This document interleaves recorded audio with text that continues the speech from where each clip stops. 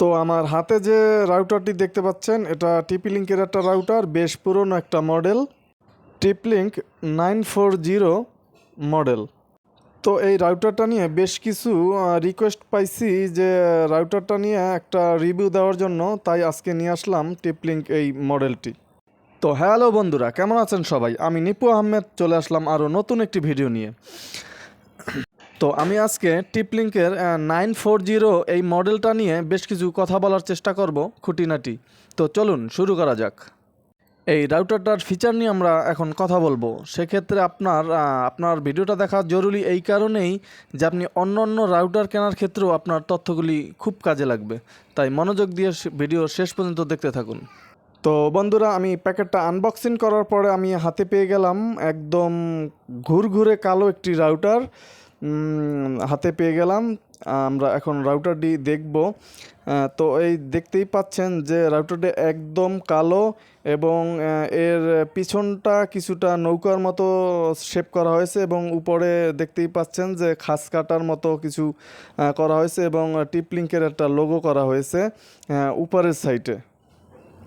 তো কালো রঙের রাউটারগুলো মানুষ দেখলে ভাবে যে কালো রঙের রাউটারগুলোর পারফরমেন্স ভালো হয়, আর আমি মনে করি এটা পুরোটাই একটা মিটিক্যাল অবস্থা, এর সাথে বাস্তবের কোনো সম্পর্ক নেই।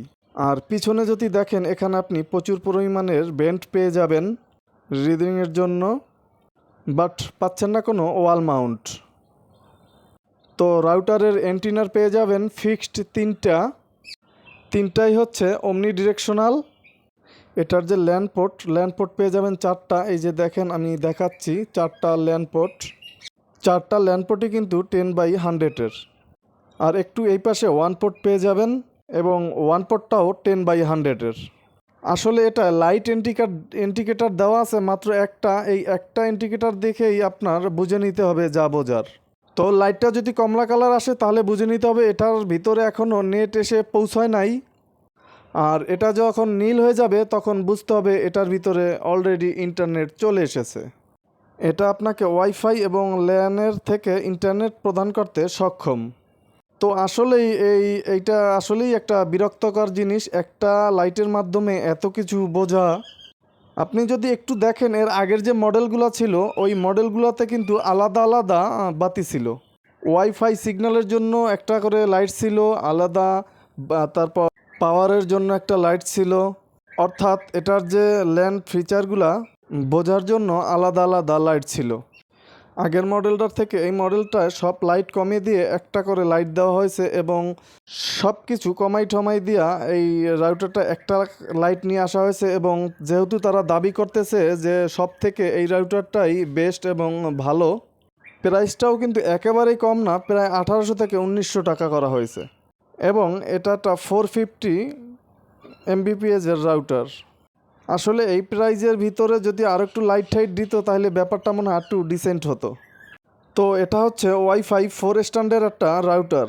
এখান থেকে একটা মাত্রই ফ্রিকোয়েন্সি বের হবে, সেটা হচ্ছে 2.4 গিগাহার্টজ। 2.4 গিগাহার্টসের যে স্পিডটা সেটা পাচ্ছেন 450 Mbps-এর। নর্মালি আমরা সাধারণত দেখি 350 Mbps-এর যে রাউটারগুলো থাকে, যেগুলা সিঙ্গেল ব্র্যান্ডের রাউটার থাকে 2.4 গিগাহার্টসের, আর এটাই কিন্তু 450 Mbps। আপনারা যখন আপনার ফোনের স্পেসিফিকেশনটা কোনো একটা ওয়েবসাইট থেকে দেখবেন, সেখানে দেখবেন নেটওয়ার্ক অপশনে ABGN AC এই ধরনের কিছু লেখা থাকবে। ওটার মধ্যে যে এনটা, ওই এনটাই হচ্ছে এই রাউটারটা আপনাকে মোবাইল ফোনটায় যে 2 গিগাহার্টজ সাপোর্ট করে, ওইটা কিন্তু ওই মোবাইল ফোনটায় ওই এন দ্বারা বোঝানো হয়েছে। তো কারো ফোন দেখবেন ম্যাক্সিমাম 72 Mbps পর্যন্ত হয়, আবার কারো 144 Mbps পর্যন্ত পায়, আবার কারো ফোন দেখবেন 300 পর্যন্ত Mbps পায়।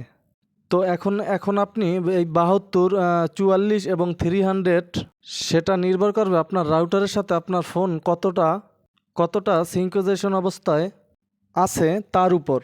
আপনারা এই রাউটার থেকে মোটামুটি 3টা মুড পেয়ে যাবেন। একটা হচ্ছে রাউটার মুড, তো অবভিয়াসলি আরও 2টা মুড থাকবে, একটা হচ্ছে অ্যাক্সেস পয়েন্ট আর একটা হচ্ছে রেঞ্জ এক্সটেন্ডার্স। যেহেতু আমি ব্যক্তিগতভাবে সিঙ্গেল ব্র্যান্ডের রাউটার পছন্দ করি না, আর আমি বলবো না যে আপনি এই যুগে এসে আপনি সিঙ্গেল ব্র্যান্ড রাউটার কিনেন, তাহলে প্রশ্ন উঠতেই পারে আমি কেন এটা রিভিউ করতেছি। আমি তো ভিডিওর শুরুতেই বলেছিলাম যে আপনার এই ভিডিওটা থেকে আপনি পরবর্তী আরও কি কিনবেন বা না কিনবেন সেই সম্বন্ধে আপনি অনেক তথ্য পাবেন আমার আজকের এই ভিডিওতে, এবং এই তথ্যগুলো আপনাকে অন্য অন্য রাউটার কিনতে আপনাকে অনেক তথ্য এবং সাহায্য করবে। আর একটা কারণ হচ্ছে এই রাউটারটা 3টা মোড সাপোর্ট করে।